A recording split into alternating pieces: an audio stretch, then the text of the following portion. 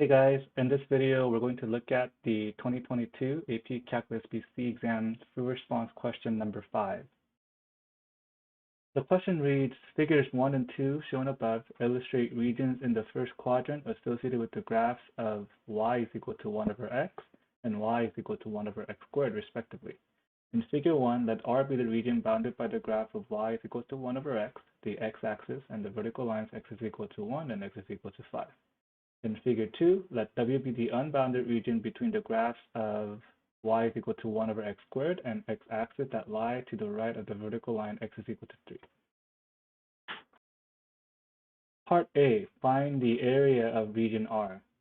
So this one is very simple. It's just asking for the area under the curve. And that area is defined by the integral of the boundary, so from 1 to 5,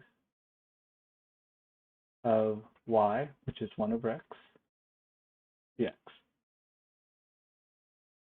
The integral of 1 over x is equal to the natural log of the absolute value of x, and we're going to evaluate that from 1 to 5. And that is equal to the natural log of 5 minus the natural log of 1. Since natural log of 1 is just 0, the area of the region R is natural log of 5.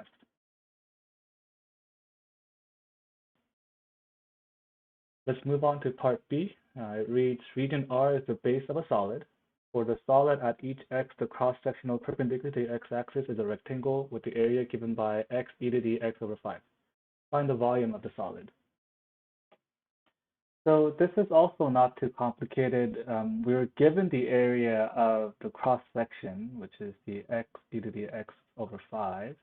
And to find the volume, all we need to do is to integrate this over our boundaries 1 to 5. So the volume is given by the integral of 1 to 5 of x e to the x over 5 dx. To integrate this x e to the x over 5, we're going to use the integration by parts method. And generally, when we choose our u, we want it so that its derivative will go to 0. But also keep in mind that you need to be strategic enough in choosing your dv because you'll need to be able to take the integral of your dv. That said, I'm going to choose my u to be x and my dv to be e to the x over 5 dx. Now, du is equal to dx, and my v is equal to 5e to the x over 5. If you didn't understand how the integral of e to the x over 5 became 5e to the x over 5, it's just a simple u substitution. So integral of e to the x over 5 dx, I'm going to let u equal to x over 5, meaning du is equal to 1 over 5 dx. I can rewrite this as dx is equal to 5 du. So this integral can be changed to integral of e to the u, and dx becomes 5 du. So I'm going to take out the 5, and this becomes 5 integral of e to the u du, and integral of e to the u to e to the u, so this becomes 5 e to the u. Substitute back u for x over 5 for u, and this becomes 5 e to the x over 5. Going back to the main problem, the resulting integral is uv minus the integral of v du. So this equals to 5x e to the x over 5, evaluated from 1 to 5, minus the integral of 1 to 5 of 5 e to the x over 5 dx. We'll leave the first part alone for now, and let's just finish integrating the second part, and we'll evaluate altogether. So this becomes 5x e to the x over 5 from 1 to 5. And since we already know the integral of e to the x over 5 from our dv to v, all we have to do is just multiply by 5. So this is 25 e to the x over 5 integrated also from 1, or evaluated also from 1 to 5. We'll first evaluate 5x e to the x over 5 from 1 to 5.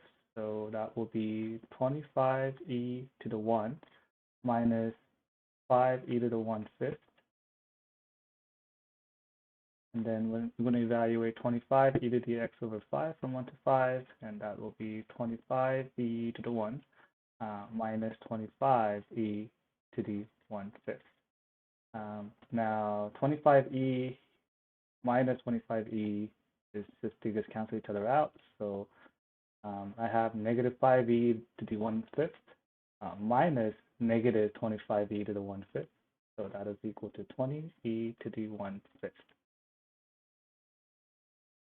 Moving on to part C, it's asking us to find the volume of the solid generated when the unbounded region W is revolved about the x-axis. So if you can imagine the shape, if you were to take a cross-section of this, what you'll end up with is a circle with radius equaling to y. So volume is given by the integral from 3 to actually infinity of pi r, which is y, which is also equal to 1 over x squared. So 1 over x squared squared dx. Now, this is improper notations. We need to use proper notations. They're actually pretty big on that. So we have to rewrite that as limit as b goes to infinity. I'm going to take out pi out of the integral, so this is constant. So pi times the integral from 3 to b of 1 over x to the 4th dx.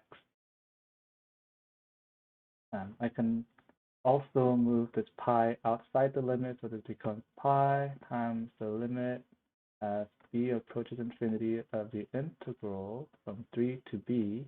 And I'm going, for simplicity, I'm going to rewrite this as x to the negative 4th dx. So this equals to pi times limit as b goes to infinity of x to the negative 3, negative third power, divided by negative 3, evaluated from 3 to b. In the same way, I can also simplify by taking out the negative 1/3 out. So I got negative pi over 3 times the limit as b goes to infinity of x to the negative third, evaluated from 3 to b. That is equal to negative pi over 3 times the limit as b goes to infinity of b to the negative third minus 3 to the negative third. And that equals negative pi over 3 times quantity of, limit of b to the negative 3 as b goes to infinity is just 0. And 3 to the negative third is 1 over 27. So this all equals pi over 81. All right, and that's the end of 2022 AP Calculus BC first response question number 5. I hope you found this video to be helpful and look forward to seeing you in the next video.